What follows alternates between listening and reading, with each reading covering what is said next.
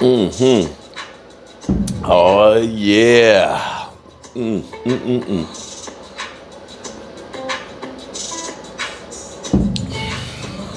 Bruh. Ooh-wee. How you feeling this morning, good people? I know I'm feeling actually a lot better than I did 2 weeks ago because the landscape in the NFC has shifted a little bit. We got work we got to do for us. But all of a sudden, San Francisco, they look mortal. The Lions, they look mortal. The Eagles, well, they still look really good.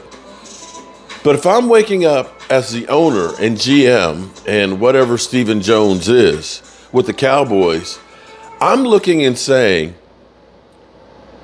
there's no guarantee home run team right now in the NFC. There is not. Week to week, anybody can win. We've got 1 week from 4 o'clock today to try and change the narrative on any trades. I doubt the Dallas Cowboys will do it because knowing the Cowboys, it'll end up being, hey, the 49ers aren't that good. The Eagles, well, Dak Prescott, he knows how to beat them. The Lions, well, they're the Lions, of course. That'll be the, we're good enough right now as we stand. That'll be the attitude for the Cowboys. Now let me say good morning to everybody. Mark Holmes here with my buddy Cowboy Joe Boo decided to join us here as we get a little bit closer to actually having a bit of a studio here at the Red Brick House where things change on a regular basis. I'm betting that today, with Brock Purdy that everybody has been up under and have been so proud about how good the last man in the draft has played going up to the last 2 weeks where he is now 2 TDs and 3 interceptions, where you can literally say that it was game changing. Because see, when Dak Prescott throws an interception, it's not that he threw an interception, it's when he threw it. Well, we saw Brock Purdy throw it down in crunch time, didn't we? And I will say that karma, Jerry Jones, if you're listening, is a real thing. Because I have this thing here that I say on my channel. I have no problem with somebody coming in and talking trash. I don't. But as Jimmy Johnson said, if you're going to talk the talk, then walk the walk. Don't come in just when your team is winning. Don't come in, when my team is losing. And then when your team has problems, you don't show until your team is doing good again. To me, that is a cockroach. Cockroach only comes out when it figures, I'm not going to get sprayed by the rain. I'm not going to get stomped. I'm going to wait till the lights come down and sneak on out. Don't be a cockroach. But here it was, one of these San Francisco whiner cockroaches. We ain't seen them all week. All week since they got their tail handed to them by the Cleveland Browns. And when San Francisco was doing good and they were driving, the cockroach appeared. And immediately when he appeared was when Brock Purdy threw the interception. Yeah. Karma is a bitch.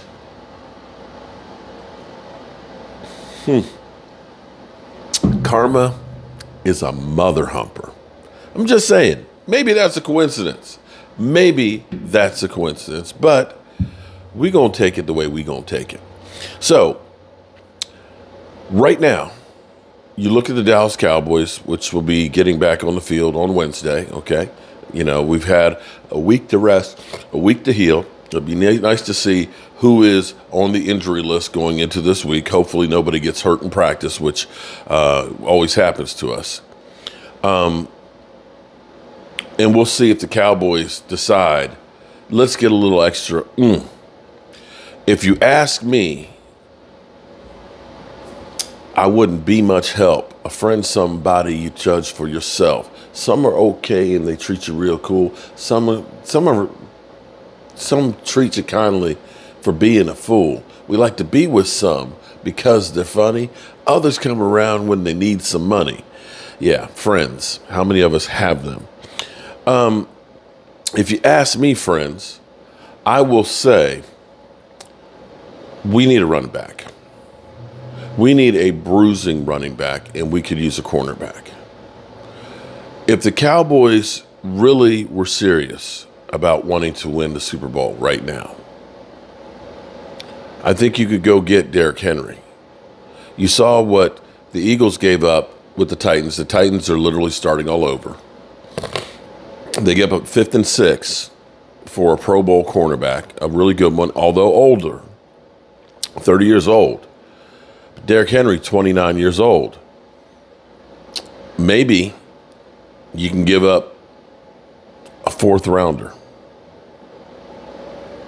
I know we already gave up our 4th rounder for this year, but maybe you offer the following year. You could go ahead and get somebody like that. Maybe it costs you a 3rd. At this moment, I'm not so worried about that 3rd round pick. I would like to have a feeling of we can try and win now. The excitement that the Cowboys need, that extra oomph would be amazing. Patrick Surtain, well, we're talking about number ones. And I don't know that the Cowboys would part with one, but if you did get a Patrick Surtain and a Derrick Henry, Patrick Surtain would be a 1st round pick. Patrick Surtain would be a guy who you're going to have for several years. And when you get Diggs back there, you would definitely have a lockdown duo going forward. And if you get Patrick Surtain and a Derrick Henry, yes, you're not going to have that number one for next year. But you're talking about it being at the very least late 20s, late 20s. And maybe you packaged up a number 2 pick because, let's face it, number 2 picks for us are ass. They don't do good for us. You do that, you're in pretty good shape. Do I think the Cowboys would do something like that? No, I don't. I really and truly don't see that happening, but it's okay to dream. Now, there's a thing called perception versus reality. People will believe something, but in reality, it's totally something different. People will constantly joke about Kirk Cousins, and it's like, oh my God, Kirk Cousins is prime time. Here's what's kind of crazy. Kirk Cousins gets a lot more crap than maybe he should. In fact, if you're Washington and you've seen the shit sandwiches that have been served at FedEx with your quarterback situation since Kirk Cousins left, bro, you would have been better off keeping Kirk Cousins. You'd been a playoff team easily last year with Kirk Cousins. You might end up being a decent team with Kirk Cousins at the helm, who doesn't miss games. Kirk Cousins, without a starting offensive lineman, with a defense that played ass, with Justin Jefferson literally fumbling on the 1-yard line, going out of bounds in the end zone before half, which should have been a sure touchdown, took the Eagles 34-28. If Justin Jefferson makes that touchdown before half, it's conceivable that the Vikings win in primetime against the Eagles. They went in and they bitch slapped the 49ers. Kirk Cousins, 2 primetime incredible games. But the perception is Kirk Cousins is ass in primetime. But here's the reality of Kirk Cousins' primetime record.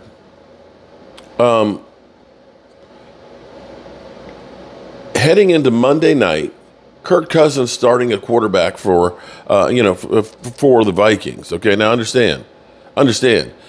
With the Commanders, it wasn't all Kirk Cousins. The Commanders suck in primetime without Kirk Cousins. They sucked in primetime before Kirk Cousins, and they will suck when Kirk Cousins is out of the league. But he's 11-19 in primetime games.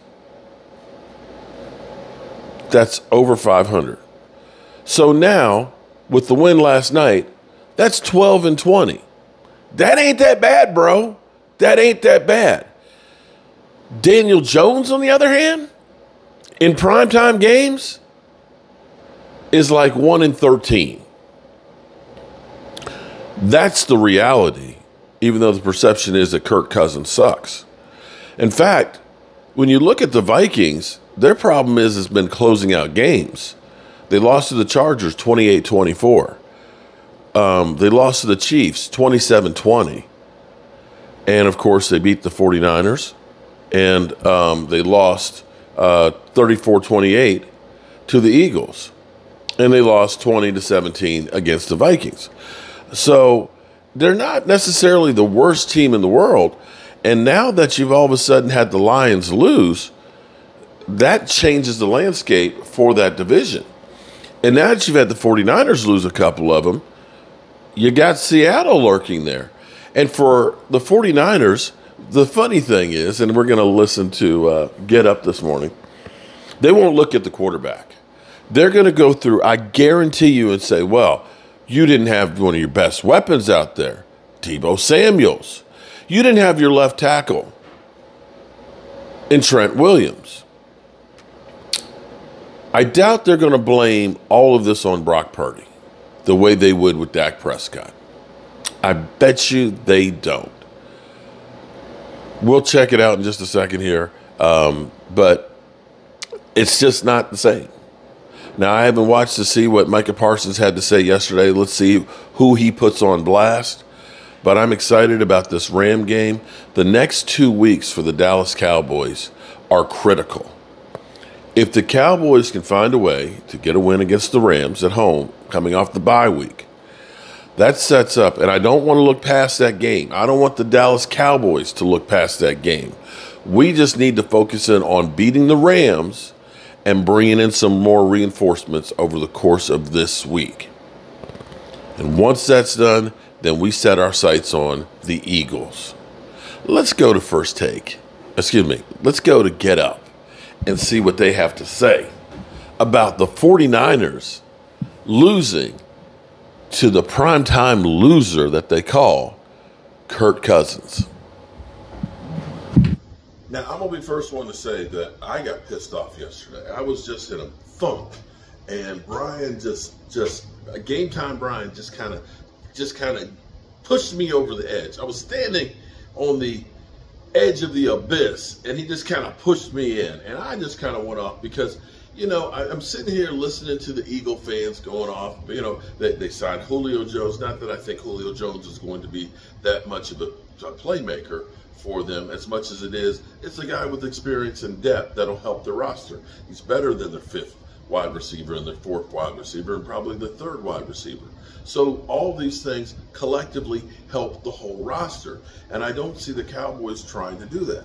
And the thing is, you know, if our offensive line is healthy, if Tyron Smith is 100% healthy, he has slowed down some, he's still really good. If,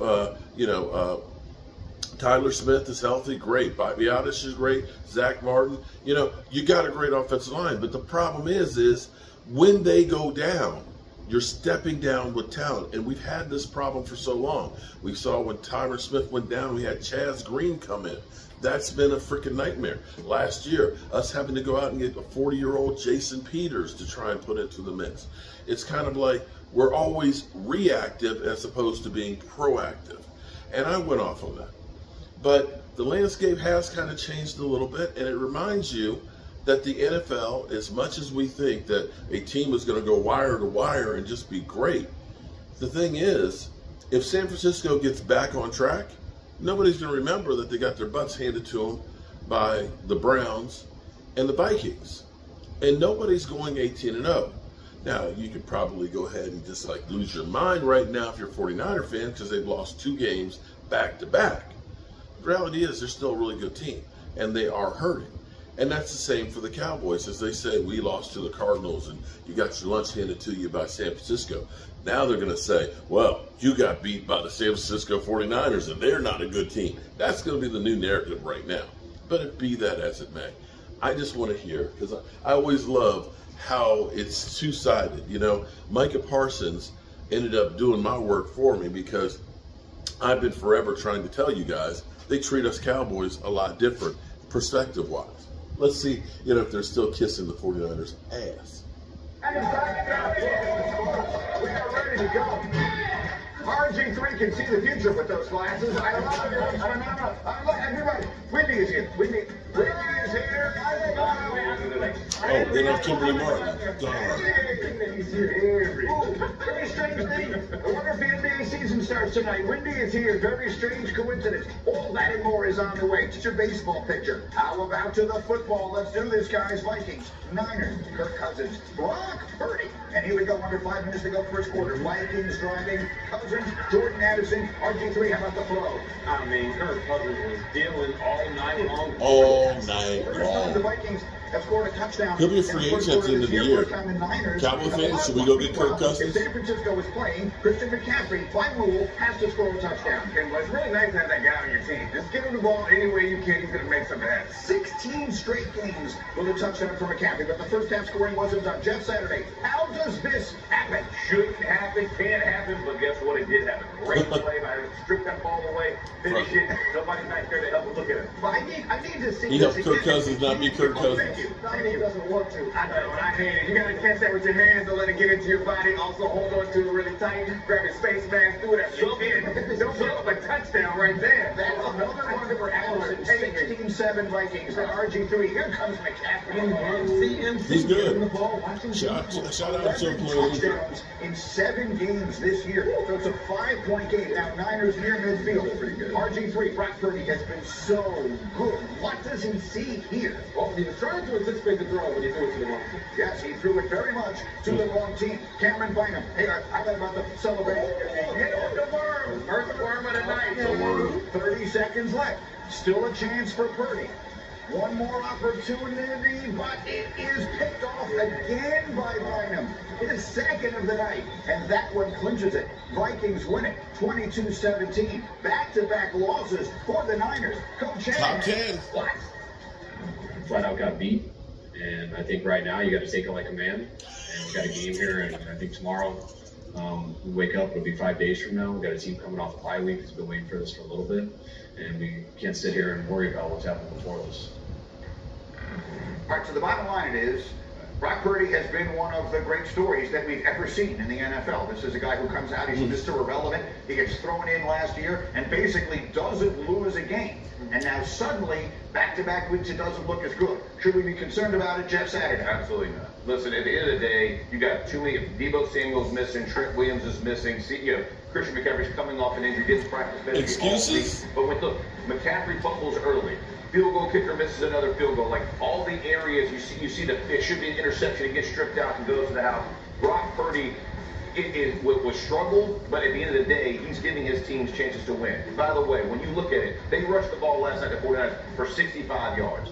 The Eagles against the same defense over 250. Like at some point, you have to And realize the Eagles what you're almost gonna lost take to the him. pressure off a guy again. I mean, I think that's part of the reason why it's concerning is because it was against the Vikings. So I understand the injuries are going to be a problem, but that's kind of always a problem for every team. It seems increasingly so for the 49ers at the end of the season. So they're not going to have their full complement of players when they go to playoffs, and they're going to play teams that are better than the Vikings. So I don't know.